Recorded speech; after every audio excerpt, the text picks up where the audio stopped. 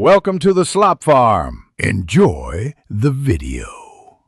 In this video, I will show how to make milkshake cream. Start by chilling your blender and ingredients to keep texture smooth. Measure cold, heavy cream and whole milk for the creamiest base, then add sugar or sweetener to taste. Blend briefly on medium speed to aerate without overwhipping. Fold in flavorings like vanilla, cocoa, or fruit puree after the initial blend. Serve immediately or chill for a thicker, scoopable treat.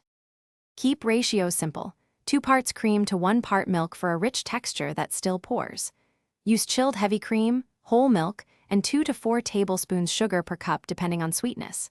For dairy-free options, combine coconut cream and almond milk with a stabilizer like xanthan gum.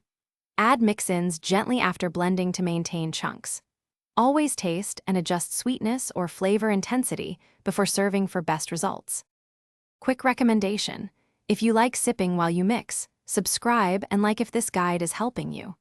I love the Oala water bottle for keeping drinks cold and spill-proof during messy shake sessions, and it fits cup holders perfectly.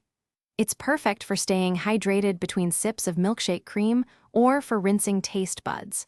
Check the description for the link and other deals. Now let's get back to the video. Control texture by blending in short bursts and checking thickness frequently to avoid overwhipping.